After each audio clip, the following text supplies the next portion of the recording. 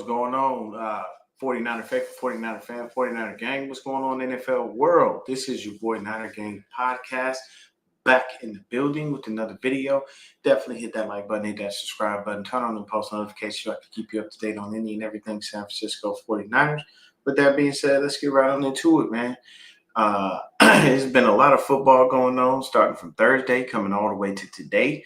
Looks like the Bills and the Patriots are in the final in the fourth quarter here. In a very close game, man. The Patriots are up 22-17, 6:22 left in the fourth quarter. I mean, hey, man, look, it is crazy, crazy, crazy. What's going on, Throwback? What's going on, media? Appreciate y'all coming in. Yeah, definitely, man. That was definitely a test of faith there. So let's take a look. Throwback already throwing all the information in there, man.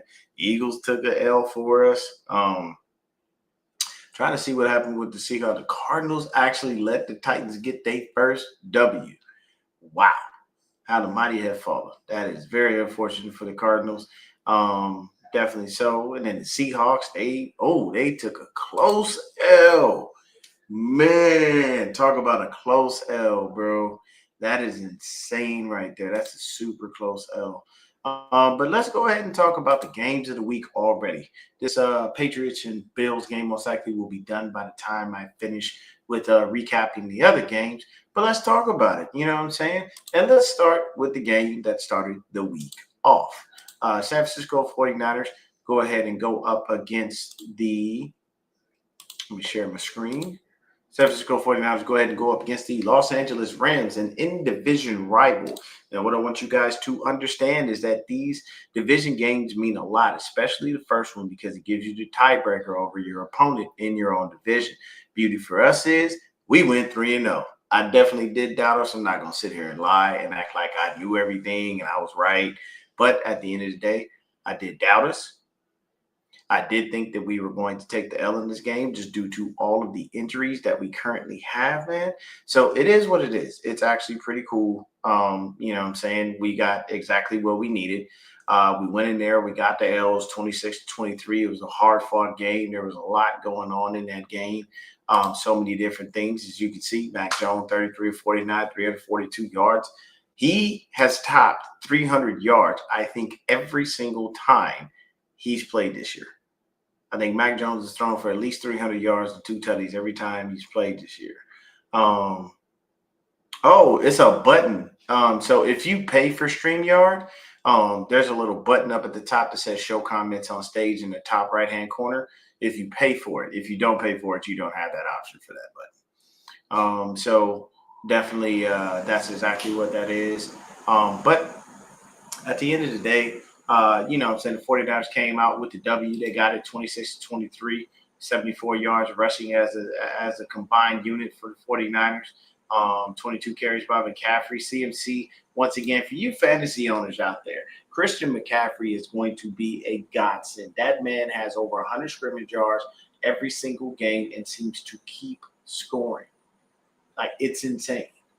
Like, I mean, you can't be mad. As a fantasy owner, you got to love that, man. Tampa Bay is definitely going to be tough. I agree with you on that one, Throwback. But like I said, 26-23, we are definitely good. 49ers take the dub. And part of the reason for the win here, I'm not even going to lie to you, is strictly based on the fact that their kicker missed a field goal. And he missed an extra. And part of that keeps us from, winding up having to actually score and do that. Yeah, there's no undefeated teams anymore. If the Bills lose tonight, they are the lone undefeated team left due to the fact that the Eagles took an L.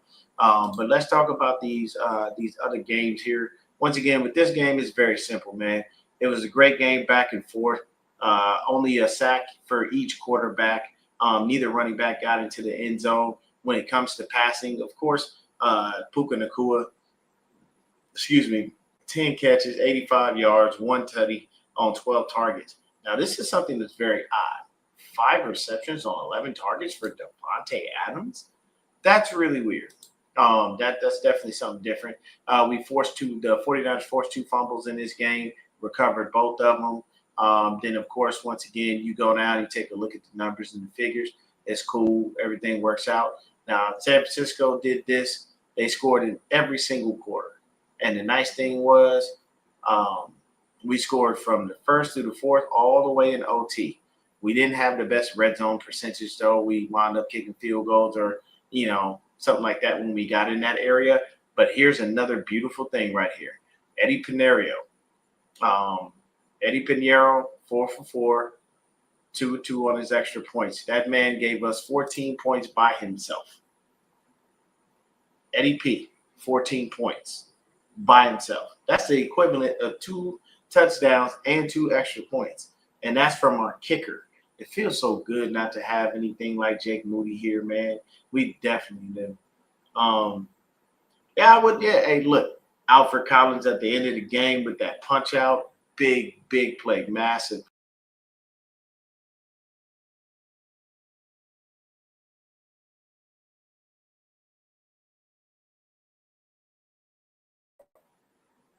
I do apologize. Screen tripped out. Let me bring it back. Whoa, 1 second. There we go. Screen share is back. I do apologize. I was trying to go back on this one and not the other one. But next up on the list, we had the Vikings versus the Browns. This was our game in Ireland. I believe they were in Ireland. Let me double check. Yes, that was they were no London. Well, it says London games. But either way, Vikings and the Browns. This was a pretty good game. You see, Minnesota scored in every quarter except for the second, and the Browns flipped that and scored in every quarter except for the fourth. And this was Dylan Gabriel's first start as the starter for the Cleveland Browns. He was 19 of 33. He had 190 yards, 2 TDs, no interception. He did take 2 sacks, 38.7 on the QBR. That ain't necessarily the best. But, I mean, hey, you can't be mad at the kid. At least he didn't throw an interception. Then you got Carson Wentz over there, 25-34, 236 in the touchdown. He did get sacked 3 times. They got home. And then, of course, with the rushing, as a total, 97 yards for the Vikings, and as a total, 140 yards for the Cleveland Browns. And Quinshon Judkins is looking like a whole stud out there. Pause. 23 carries, 110 yards, 4.8 yards a carry. Ain't bad to me. Of course, we know Jordan Mason is the bell cow, 13 for 52 with 4 yards a carry, as long as 14. He had his one lone touchdown. Then, of course, when you take a look at the receiving, you take Justin Jefferson back at it again, 7 catches, 123 yards, no touchdowns. Jordan Addison, 5 for 41 and a touchdown. Josh Oliver, 2 catches, 35 yards in the TD. So TJ Hawkinson, 6 for 38. And then when you flip to the Browns, David Njoku, 6 for 67 in his touchdown. And then everybody else is all small. Nobody else has even got above 30 yards for receiving for these guys, man. So they tried to spread the ball around and share the love. Main targets went to Njoku and Isaiah Bond. But Njoku caught 6 out of 9. Isaiah Bond caught 2 out of 7. And then the rest of these guys, it's all different stuff. The only person that was 100% of the catches was Harold Fenton Jr., and that was 4 for 4. But he only had 13 yards. He did have the touchdown. So that's definitely something different. And then when it comes to the Minnesota Vikings, 2 fumbles. 2 fumbles, both of them lost, and both of them recovered by the Grant Delpit and looks like Mohamed Diabate, I think, or Diabate. Yeah, I think it's Diabate. Yeah, you don't start with Mohamed and then go with debate. It's Diabate, probably. Then you take a look at the defense, you know what I'm saying? For the Minnesota Vikings, of course, you got some different names here. I don't know who Eric Wilson is. Never heard of Theo Jackson or Dallas Turner, Levi Drake Rodriguez. Like, these are lots of new names out here, man. Definitely so. Ivan Pace Jr. is the guy with 1 sack. Then Tyrion Ingram Dawkins, he had the other one. Then when you flip over here to the Cleveland Browns, you got Cam Schweichinger with 12 tackles, Ronnie Hickman, 10 tackles, Dev Bush with 6, George Newsome with 6. And then you go ahead and take a look at the sacks. You got Alex Wright, he had 1. Malik Collins had 2, you know what I mean, former 49er. And then when you come over, you take a look at the kicking and whatnot. Cleveland's kicker was spot on. He didn't miss anything. And Minnesota's kicker was not spot on. He missed his only field goal, but he made all 3 of his extra points. So when you take a look at that, you see what's going on. You can see exactly why this happened. Vikings won a close one, only won by 4 points, and that's that. Now, this team has scored 40 points, if I'm not mistaken, I think at least about 3 times this year at a bare minimum. And it is the Indianapolis Colts. They are putting up points in bunches and beating the brakes off of teams. And I don't know what it is, but the Raiders, they need to go find themselves after this.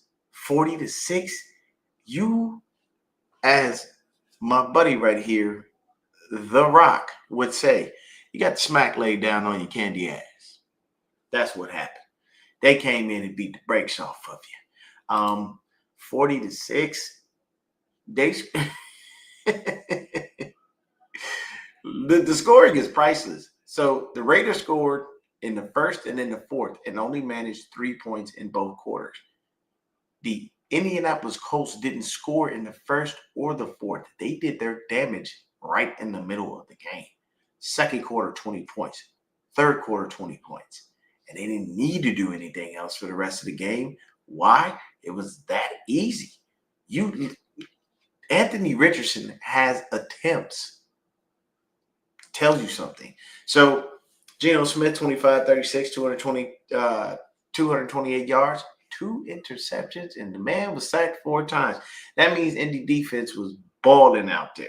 Ashton Jeanty, 14 carries, 67 yards.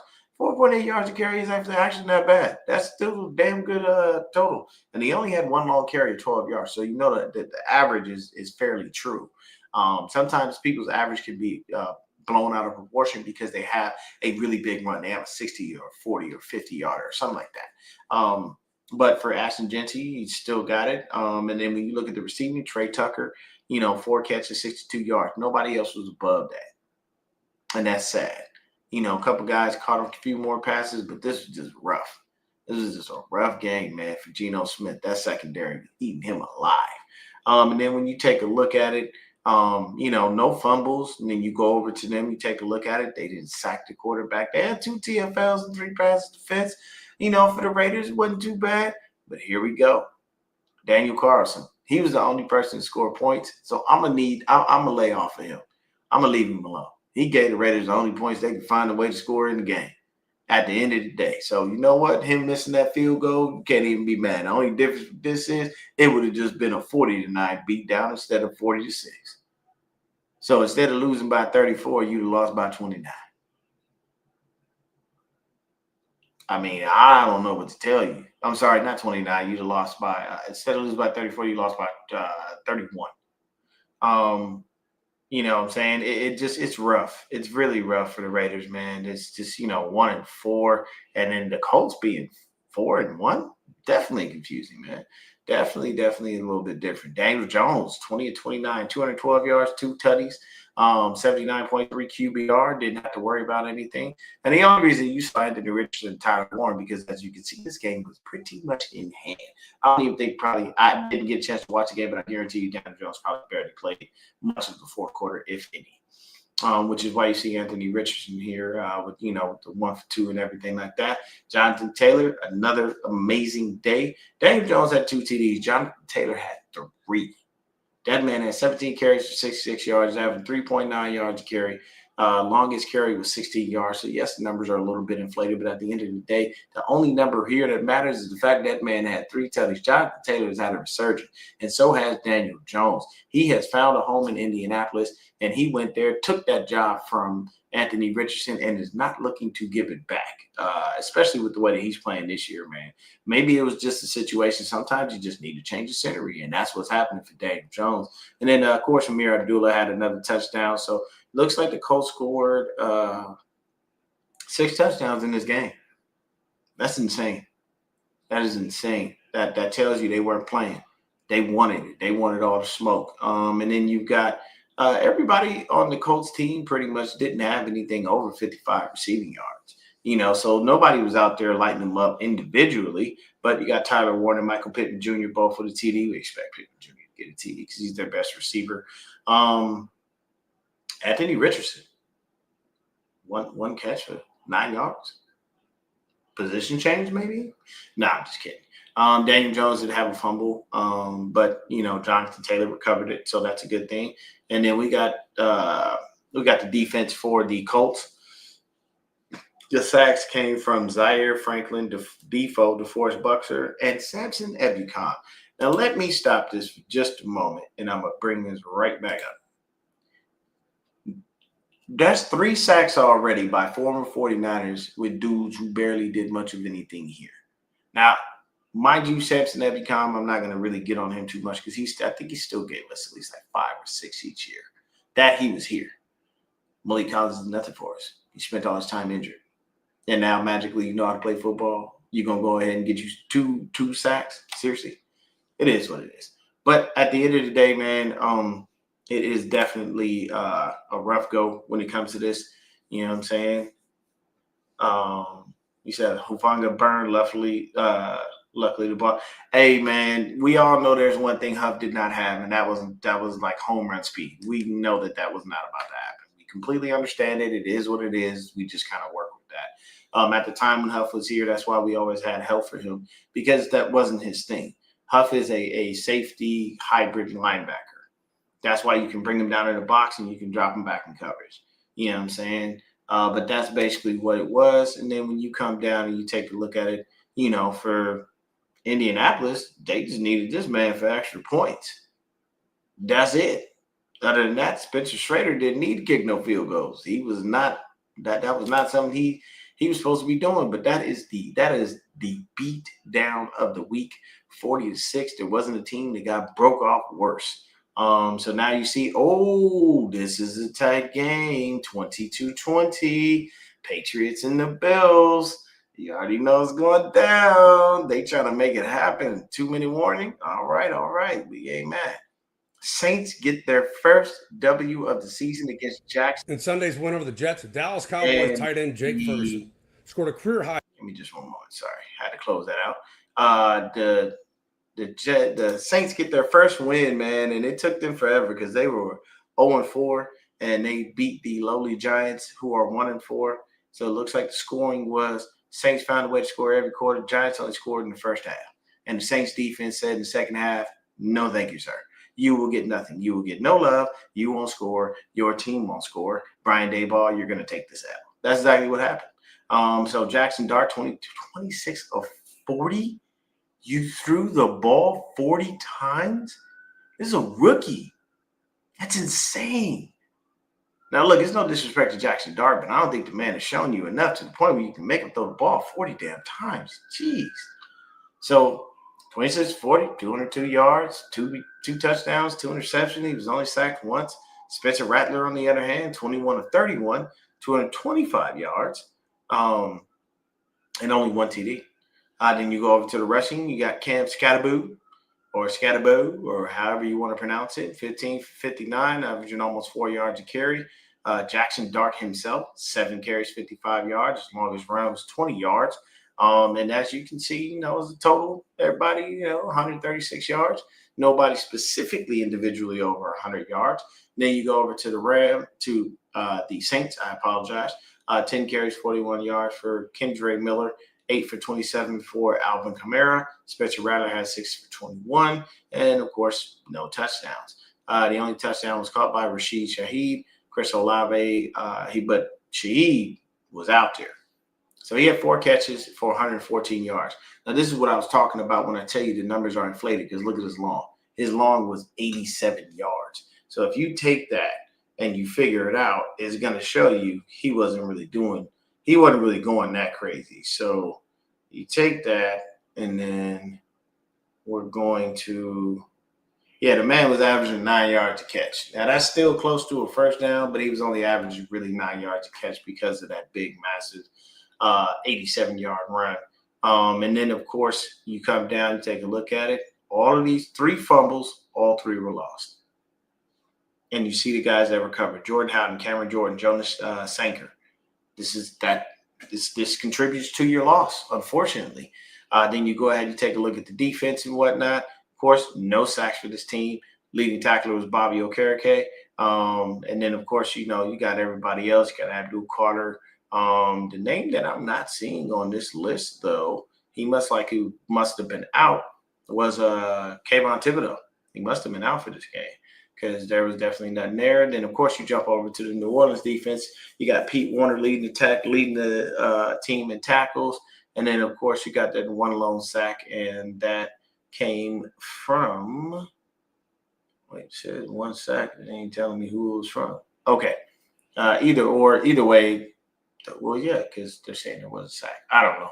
It's kind of weird that the information didn't do anything. And then interceptions. Kool-Aid McKinstry. Kool-Aid. I'm telling you, man, these look, and his name is, I think, Kool-Aid is JaQuincy. Is it JaQuincy? I don't know. Let me take a look.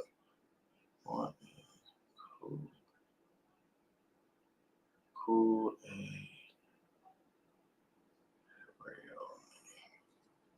Yeah. JaQuincy out there balling with two interceptions, and I call him JaQuincy because that's his real name. You know what I'm saying? Kool-Aid ain't that just nickname. Okay, we talk about real folks here. That's exactly what it was, though. Kool-Aid had 2 interceptions. Then, of course, you come down, you take a look at the kicking. This dude was 2 for 2 with his extra points, and that's about all they got him out there for. Obviously, that tells me that they couldn't even get close enough to get him in the field goal range. That means that basically after those 2 scores in the first quarter, that the Saints basically said, stay on your side of the 50. That's how crazy it was because they didn't even actually made an attempt to field goal. Then you come over to the Saints, and now Blake Group, he's had issues all season long. This 4 for 6 is not uncommon for him. He's been missing field goals, I think, almost every game that they played. So that's definitely rough for him. But at the end of the day, man, hey, Saints get a dub. They wind up, no longer having a losing record. They don't wind up not having a losing record. They wind up having at least one win, whether there is no worse. But some teams still have no wins. But I think everybody got a W this weekend, so we're good there. Let's move on to the Cowboys and the Jets. When you take a look at it, you see the Dallas Cowboys came out on top. They go 2-2, and the Jets, unfortunately, are 0-5. It's just a disaster for the Jets every year. Jets scored in every quarter except for the second, and the Dallas Cowboys scored in every single quarter. They had an explosion in the second quarter. They wound up scoring 20 points. And then, of course, they scored in the third and fourth, which is a good thing. You come in, you look at Dak Prescott, 18-29, 237 yards, 4 touchdown passes. Can't be mad at that. Justin Fields, 32 of 46, 6.2 yards per throw, 2 touchdowns. See, Dak had 1 sack. Justin Fields was sacked 5 times. That man lost 49 yards on them sacks. And I'm pretty sure some of those were on him and some of those were on the line because we all know the Jets don't never have a really good O-line. 180 yards in total as far as rushing for the Dallas Cowboys. Javonte Williams, 135 yards and a touchdown. His long was 66. So probably a little bit less than that 8.4 yard average, I can guarantee you there. Let's actually just take a look at it and figure that out for you because that's obviously completely inflated here. All right, and then let's see here. Oh, no, he was still out there balling. Still averaging 4.6 yards a carry. That's insane. So that man was, his average of 8.4 is inflated due to the 66, but 4.6 yards a carry ain't nothing to scoff at. That's a great average. Then, of course, you look on the other side, Breece Hall, 113 yards, 8.1 yards. He only had an average, a long of 22, so you can tell, of course, the 8.1 is going to go down, but this is fairly close to what he was doing. So that tells you Dallas run defense is still trash. It was trash when Michael Parsons was there, so that's not anything different. When you take a look at the receiving, though, they got a Ryan Flunnery, 6 catches, 114 yards. All right. George Pickens, 257 and a tutty. Jake Ferguson, the tight end, 749, 2 tutties. Javonte Williams, 1 for 4, and he had a tutty. So he scored in the receiving and the passing game. So fantasy owners are loving Javonte Williams this week. When you look at Garrett Wilson, 6 for 71, 1 touchdown. Everybody else was under 70 yards, and nobody else caught a TD outside of Andrew Beck. And of course, Breece Hall had a fumble and he lost it. That was recovered by Sam Williams. Then you come over here, you take a look at the defensive stats for the Cowboys, and that's exactly what happened. Look at that. James Houston, 1.5 sacks. Sam Williams, a sack.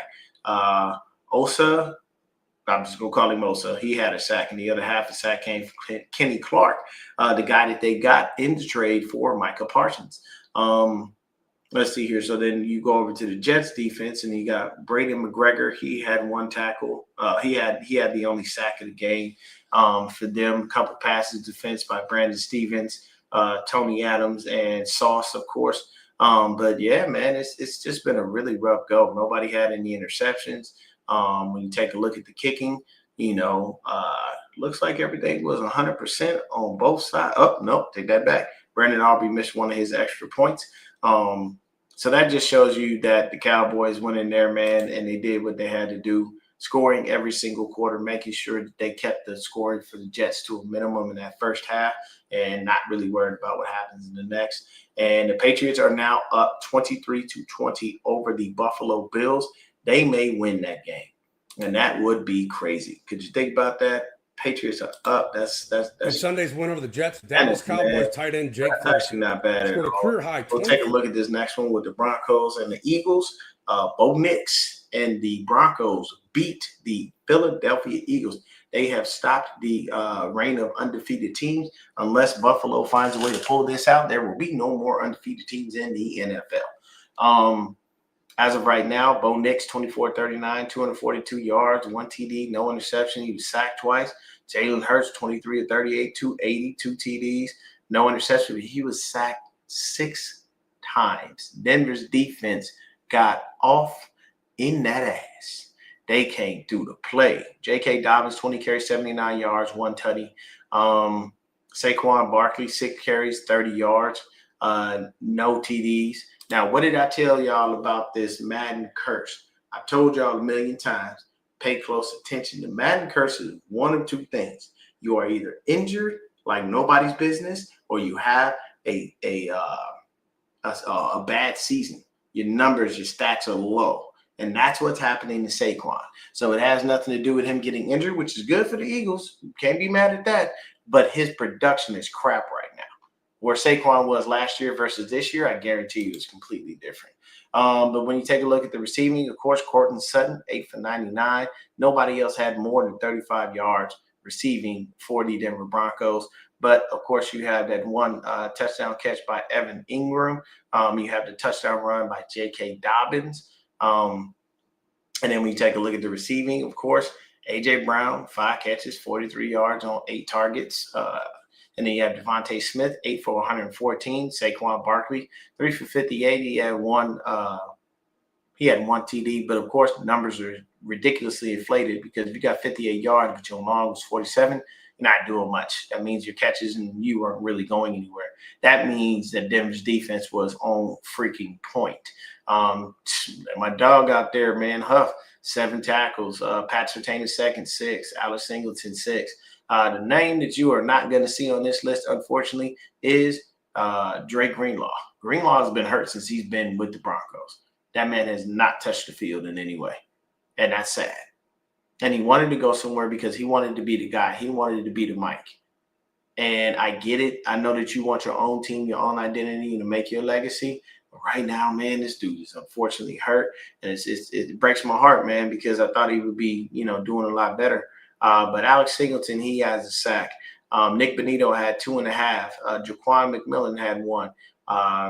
Looks like Ioma, he had 1. And then, of course, the other half of sack goes to Zach Allen, whom I love. I really wanted us to pick up Zach Allen in free agency. The reason being is because I think he's a perfect fit for our system, and he was a nightmare when he was in Arizona. I think that dude was definitely great when it comes down to it. So nothing but love to Zach Allen. Hopefully he's doing well. 12 tackles by Zach Bond, 11 by Jahad Campbell. And the only 2 sacks were Zach Bond and Zadarius Smith. 5 tackles for a loss, 2 passes defense, which is not too bad. Nobody threw any picks. When you come down here and you take a look at the kicking, Denver on point, no misses, nothing. Same thing with Philly. It's just a matter of, hey, Denver scored in the first and in the fourth. Second and third, they didn't score at all. Philly's defense pretty much had them locked down until that last quarter because they scored in every single quarter, had the game pretty much in hand. That's 17-3 right there automatically. And then in that fourth quarter, Denver's defense, I don't know what they did, but they figured out a way and they shut them down. They completely obliterated any and everything that they have, and just said, hey, we're going to come out here. We're going to shut you down on defense, and we're going to explode on offense. They scored 18 points in the last quarter, which is definitely a beautiful thing. So shout out to the Denver Broncos, man, getting that dub over the Eagles. That means that everybody now in the NFC, we got the 4-1 teams. We're going to take a look at the Dolphins and the Panthers. And the Panthers get another win. How about that? The Panthers get another darn win, man. You take a look at it. Miami scored in every quarter except for the third. And then you flip that over. Carolina scored in every quarter except for the first. So, 27-24, very close game. Obviously, just a field goal. Tua Tagovailoa, 127-36 for passing, 3 TDs. He did take 3 sacks. I mean, it's not necessarily bad. It's 256 yards. And then you look at the rushing. This is pathetic. That's pathetic. 19 yards, that's pathetic in every sense of the word. There's no way you should only have 19 yards rushing in the game as a team. That's bad. But flip over to the Carolina Panthers, 19-30 for Bryce Young, 198 yards, 2 TDs, 1 interception. He took 3 sacks. Of course, Rico Dowdle, 23 carries, 206 yards in a tutty. Good gravy. I got to pick that dude up in my fantasy. Matter of fact, y'all give me 2 seconds. I'm about to do this right now. I got to find out how to get this dude because I need a running back. Tony Pollard is doing nothing for me, people. If you have Tony Pollard, you understand what I'm doing. And right now, I'm winning my fantasy. I ain't even lying to you, but it's a little close for comfort. I'm just hoping that this game is over between the Patriots and the Bills, and Josh Allen don't throw another touchdown or run for no yards, do nothing else. I'm up 16 points right now, so it shouldn't happen, but it's Josh Allen. You never know. So let me actually do this right now. Where is he at? Or did somebody pick him up? Probably got screwed over here. I guarantee you. I know I did because I needed somebody. I did. Hold on, wait a minute. Where's he at? Whoa. Let me look at it really quick. Give me 1 second, y'all. Dowdle. Rico. Yep. See? He ain't automatically been picked up. Somebody picked him up. I didn't want to pick him up because I didn't know what they were going to do, and I didn't know if ETN would be the guy or not. But either way, let's move on. 6 catches, 110 yards, touchdown for Jalen Waddle. Darren Waller, 5 for 78 with 1 TD. Devon Achane, 6 for 30 with 1 TD. So the passing game honestly looks a little bit better with Tyreek Hill not being around. And that's a little crazy because you see Waddle went off. You see Darren Waller didn't do too bad. And, I mean, Tua Tagovailoa throwing 3 TDs. You ain't heard of that in a minute. And then, of course, you flip over to the other side of the ball. Looks like Tetsutora McMillan, 6 for 73. Xavier Leggett, 2 for 31 with 1 TD. And then you go ahead and take a look at it. You had a fumble. Bryce Huff, he lost it. Bradley Chubb recovered it. Take a look at the defensive stats. Of course, the half sack goes to Jordan Brooks and Kenneth Grant. And then you got the other 2 sacks from Jalen Phillips and Bradley Chubb. Kind of the usual suspects there. You take a look on the defensive side of the ball for Carolina. I don't really know a lot of the defensive players. But A'Shawn Robinson, oh, okay, I know that name. I'm not even going to lie. Derek Brown, know that name. Those 2 dudes had a sack, and then Patrick Jones, the second, had a sack. And then when it comes down to kicking, of course, they was 100% on both sides. So the kickers in this game didn't really they determined the outcome of the game because of how close it was, but it wasn't too bad. And there is the final. The Bills have been dethroned. The Patriots get the dub, 23-20, and my fantasy team is safe. I got the dub. There is no one else is playing for this dude, so everything is cool. Shoot now. No, it'll fix that. New fire. That's a really good thing. But let's move on, man. We'll talk about that game in just a second, but we're gonna move on down here to this game, and this was the route of the season. And of course, it's because why? There was no Lamar Jackson. When Lamar Jackson don't play for the Ravens, it gets ugly. And CJ Stroud came out here and balled. That man was 23 to 27 on his passes. That means he only missed 4. 244 yards, 4 tutties. He took 2 sacks. And then it got so bad that they put Davis Mills in. And we ain't heard from Davis Mills in several years. Cooper Rush for them, 14 to 20, 179 yards. That man threw 3 interceptions. I tell you why they lost the game right there. You can't throw 3 picks and expect to win anything. You know what I'm saying? Look at the rushing. This is horrid.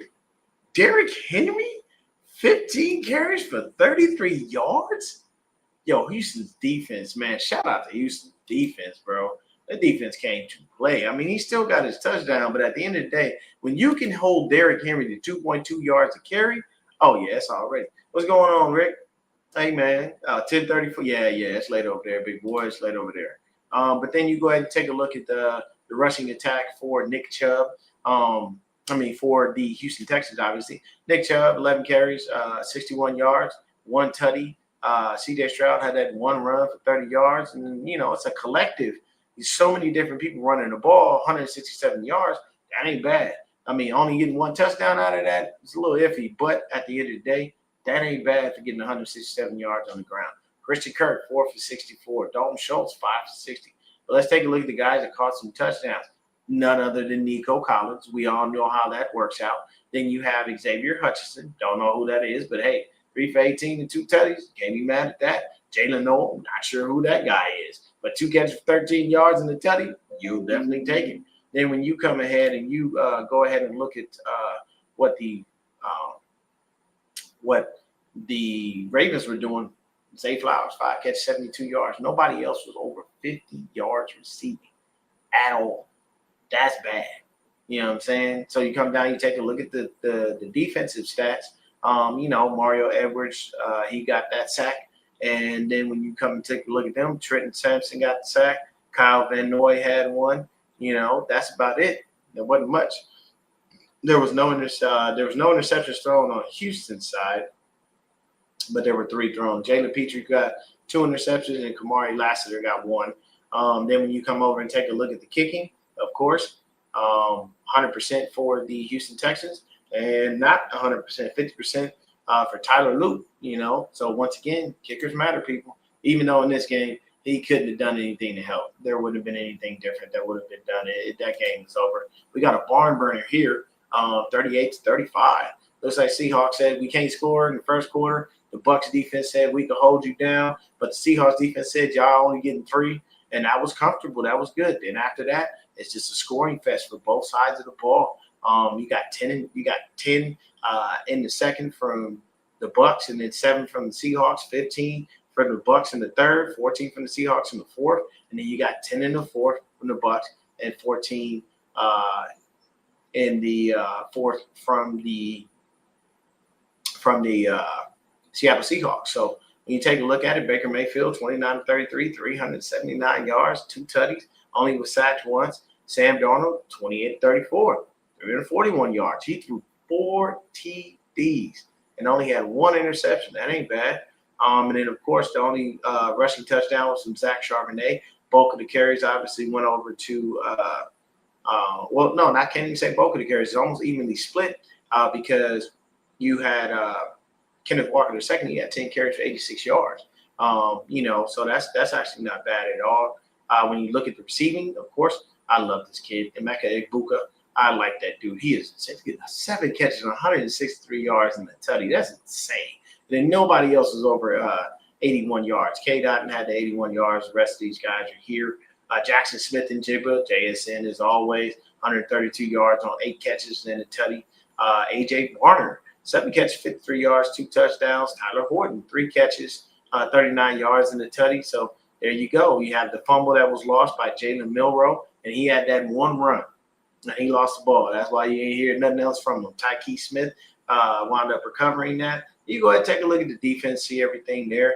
That full 1 sack came from Nwosu and DeAnthony Bell. They combined for that. And then, of course, they didn't get any sacks on the Buck side, but it didn't make a difference, man. Still, they had 6 passes defense, which is fantastic. Levante David has an interception.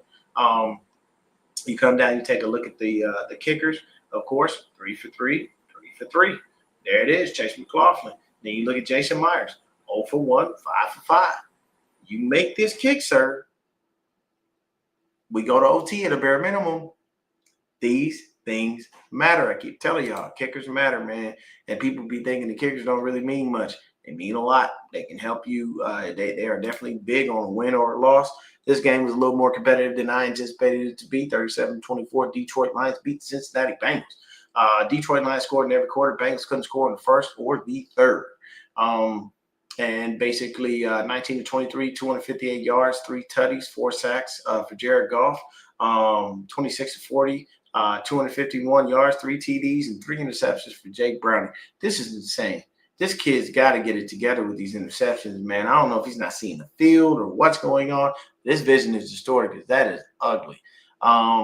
When you come over and look at the rushing, you got David Montgomery, 18 carries, 65 yards, 1 tutty.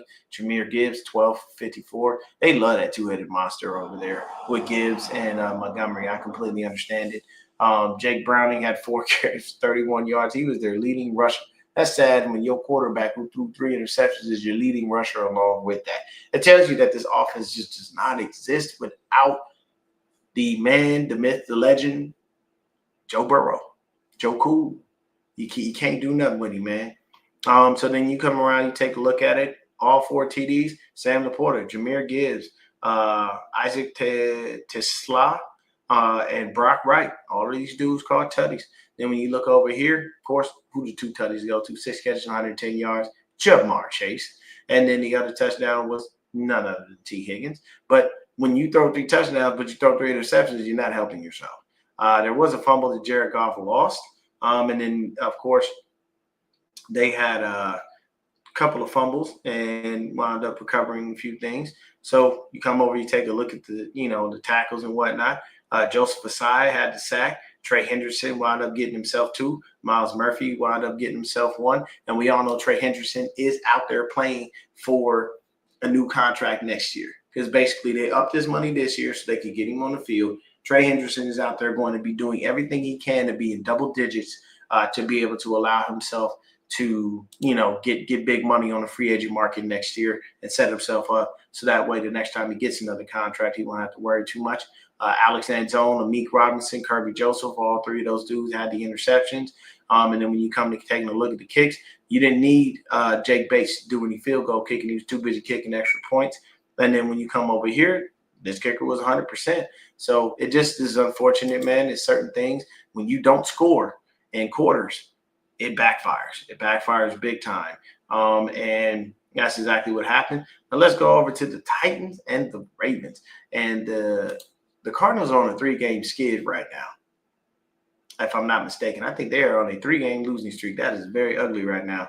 And they gave the Tennessee Titans their first win of the season. Cam Ward finally gets to celebrate a W after taking 4 straight L's all year long, just either close or getting beat down. And this one was a close one, 22-21. As you can see, neither team scored in the third. But the thing is basically they gave up 21 points in the first half, and in that second half, Tennessee Titans defense woke up and said, no more. We are done giving up points. We will shut you down. We will stop you. This ain't happening. And they wound up getting shut down in the third quarter too, but they wound up having an explosion of offense in the fourth, scoring 16 points. Fantastic for them, 21-39, 265 yards, no touchdowns, and 1 interception. The Cam Ward in his first win in the NFL. It's memorable to get your first win, but you definitely don't want to remember stats like that of your first dub. And he took 2 sacks. Kyler Murray, 23, 31, 220 yards, no TDs, no interception, and he was sacked 3 times. Tony Pollard, his worth of self, 14 carries, 67 yards, and a tutty. He did all right for me this week, but he still ain't really that great. DeMercado, 3 carries for 81 yards. Here's the inflation. 71 yard was his long. So the man only literally average. So you get 10 yards, so 2 get one. Technically speaking, he would average 5 yards a carry. So it ain't too bad. But then Michael Carter, 18 for 51, one tutty. Kyler Murray, 4 for 25 with a tutty. And Bam Knight, 4 for 11 and one touchdown. So I might have to make up this DeMercado guy because, of course, what's his name is out for the season. So we'll see if we can get DeMercado. Marvin Harrison Jr., 4 catches, 98 yards. He averaged 24 yards a catch. Then you got Trey McBride out there. Of course, there were no touchdowns thrown by either team as far as passing goes. Then when you come and take a look at it, look at that, 3 fumbles. You got a fumble here. Like these things that happen in the game, and that's what turns it around. And then, of course, you come and take a look at it. 2 sacks by Josh Sweat for the Arizona defense. And then you've got your 3 sacks over here. Arden Key with half a sack. Jeffrey Simmons with a sack and a half. And then you got Sebastian Joseph Day with a sack. See, these are names. The Titans defense isn't the issue. It's their offense. And to be honest with you, it's not even it's their offensive line. It's hot garbage. And you got to go out there and get some people for Cam Ward to throw to, man. They're going to definitely be picking in the top 10 next year. But Calvin Ridley, the 5 catches for 131 yards, I like it. But everybody else, look at that. It is a ridiculous amount when Calvin Ridley has almost 100 yards receiving more than almost every receiver that you threw the ball to. That's bad. That means it is just rough for you guys out there. But then you come around and take a look at it when it comes to kicking. Of course, Joey Slye, he was 3 for 3 on his field goals, but he missed his extra point. If he did that, they'd have been 23-21 versus 22-21. You come over here, you take a look at the Arizona Cardinals. They never got in field goal range to kick field goals, so they just had him kicking his extra points, and he did his job. But, hey, man, shout out to the Titans. Getting that first win of the season, it's got to feel good. It's got to be great. Once again, Bucs and Seahawks, 38-35. We see what happened there, Lions and the Bengals. And then let's take a look at the Commanders and the Chargers. The Commanders get a dub because they were on a 2-game losing streak with no Jaden Daniels, if I'm not mistaken. The Jaden Daniels back 15-26, 231 yards and a touchdown, only took 1 sack. Justin Herbert, 22-29, 166 yards, 1 TD, 1 interception. He took 4 sacks. And I started this guy this week over Jalen Hurts. Probably should have started Jalen Hurts. But then you go to look at the rushing, 14 carries, 111 yards for Krosky Merritt. And then you got with the Los Angeles Chargers, Omarion Hampton, 12 carries, 44 yards. Justin Herbert, 4 for 60. That's insane. Everyone wants your quarterback leading your rushing attack, especially when he typically is the stand in the pocket kind of guy. Then you got Deebo Samuel, 8 catches, 96 yards, 1 TD. He led the team. Luke McCaffrey, 1 catch for 50 yards. Everybody else is just all, small numbers. The only touchdown for the Chargers was caught by Ladd McConkey. Then you go ahead. Both teams had fumbles and whatnot. Come over and take a look at the tackling. Justin, we're just going to call him Justin. He had the sack, and that was all that he had. And then when you come over and look at Washington, there was 5 sacks, 2 by Dorrance Armstrong, 1.5 by Von Miller. The other half was by Jacob Martin.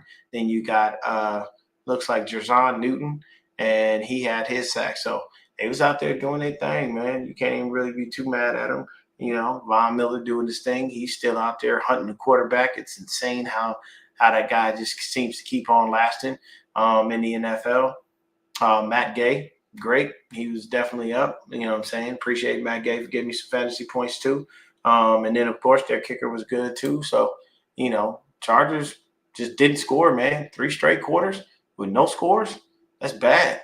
So basically, they scored in the first and just got shut down the rest of the game. And it's crazy because that tells me that the defense was on in the first quarter, and for the rest of the game, they just didn't know what was going on. It's definitely very, very unfortunate. This game just ended, obviously. Right here, Drake May, 22-30, 273 yards, no touchdowns, no interceptions. He was sacked 4 times. Josh Allen was sacked 1 time, but he did have 253 yards, 2 TDs, 1 interception. And then, of course, there was no rushing from the Patriots for all intended purposes. Nobody even got over 25 yards. But, hey, Baltimore Stevenson still got 2 touchdowns. That's all you care about. You just want a couple touchdowns from your running back. They don't have gaudy numbers or ridiculous stuff. That's not too bad. Then you come over and take a look at the rushing for Buffalo. They all had numbers, but at the end of the day, there were no touchdowns to go with it. Then you look up here, of course, Buffalo they didn't score in the first. And this is what I'm saying. You got to score every quarter because you got to keep up with the other team. If Buffalo at least gets 3 there, they ain't OT. But they didn't. You look at the receiving. Dalton Kincaid, 6 catches, 108 yards. Khalil Shakir, 6 for 45. Keon Coleman, 4 for 23. These are all pedestrian numbers for Josh Allen. Then you got Stephon Diggs, 10 for 146. Then after that, you drop off 100 yards down, 2 for 46 with Hunter Henry. Like, these are the things that we're talking about. Of course, look at that. A couple fumbles on both sides of the ball. Definitely great for the defenses. And then on top of that, you got Greg Rousseau with his sack, Shaq Thompson with 1. You got a combined sack from, looks like Deion Walker and AJ Epinta. And then you've got Cole Bishop. He had a sack as well. When you come over here and take a look at them, the only sack was combined for Milton Williams and Jaden Hawkins. So you're good there. No interceptions thrown by the Buffalo Bills. Actually, I apologize. No interceptions thrown by the Patriots, but one from the Bills that went to Marcus Jones. And then, of course, you take a look at the kicks. Everything is all good on both sides of the ball. But that's basically it, man. It's that one quarter that you don't score that actually kills you. That's what makes it worse. We got the game tomorrow night with the Kansas City Chiefs and the Jacksonville Jaguars. And we'll talk about that game afterwards when it goes ahead and comes off. But at the end of the day, that is your recap for this week 5 in the NFL season. And at the end of the day, when you see these things and you see what happens, you got to be very careful. You got to score every quarter. Your kickers got to make their kicks. All these things got to come together as a whole for you to be able to get the dub at the end of the day. And if your kicker misses kicks, that's detrimental to your points. You know what I'm saying? If y'all ain't scoring on offense, that's detrimental. You know what I'm saying? There were a couple of upsets this week, but nothing too crazy. To see the Ravens get beat down like that wasn't really a surprise, only because there wasn't Lamar on the field. He is a very, very serious X factor. When Lamar don't play for the Ravens, they just don't look the same. You know what I'm saying? Right now, Brock Purdy ain't playing for the 49ers, but they looking all right. Just works like that with some teams. But I'm going to go ahead and get up off of this thing, man. Thank y'all for tuning in and hanging out with your boy. Tell a friend to tell a friend to tell another friend. I really appreciate any and everyone that comes in and hangs out with me and listens to me ramble, about football and whatnot. And I just want y'all to know I am 3 subscribers away from 600. 3. I just need 3 more people, man. 3 more people to follow you, boy. Tell a friend to tell a friend to tell another friend. That will get me to 600. And that'll be definitely a beautiful thing for me. And then after I get to 6, I'm trying to shoot and skyrocket for 7. But thank y'all so much for tuning in and hanging out with your boy. I appreciate everything. And thank you so much. Y'all have a wonderful evening. Have a blessed evening. And I'm out. Peace.